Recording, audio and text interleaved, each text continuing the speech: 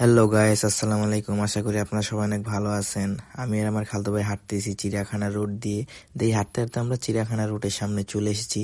তো আমি আমার খালাতো ভাইরে বলতেছি যে, চল ভাই চিড়িয়াখানার ভিতরে যাই, ভিতরে গিয়ে চিড়িয়াখানায় কি কি আছে সব দেখে আসি, ঘুরে দেখে আসি। তো খালাতো ভাই বলতেছে, ভাই আজকে যাবো না, আজকে নাকি সন্ধ্যা হয়ে গেছে। এই জন্য খালাতো ভাই বলতেছে আজকে গেলে বেশিক্ষণ থাকতে পারুম না। এই জন্য বলতেছে আচ্ছা ঠিক আছে, তাহলে চল দেখি চিড়িয়াখানার সামনে কি কি আছে। আমি চিন্তা করলাম গায়েস আপনাদের জন্য একটি ভিডিও বানিয়ে ফেলি যে চিড়িয়াখানার সামনে কি কি আছে, যেন আপনারাও দেখতে পারেন আমার সাথে সাথে। তো গায়েস আমরা যখন হাঁটতেছি, তো হাঁটার শুরুতেই আমরা শুনতে পেলাম যে বলতেছে যে বাইক দিয়ে একটি 3 বছরের বাচ্চা হারিয়ে গেছে, আর আরেকজনের মানিব্যাগ হারিয়ে গেছে। এদিক দিয়ে আমার খালতো ভাই বলতেছে, ভাই আজকে কিন্তু চিড়িয়াখানার ভিতরে যাব না, যতই তুমি আমার সাথে জোরাজুরি করো, আজকে গেলে ভিতরে পশু পাখি সব দেখতে পারবো না। তো এই দেখেন খালতো ভাই পিছন দিয়ে দিছে দৌড়। তো গায়েস আপনাদের সাথে যদি কোনো ছোট বাচ্চা আসে, তো ওদেরকে সেফলি রাখার চেষ্টা করবেন, এখানে অনেক ভিড়ভাট্টা থাকে।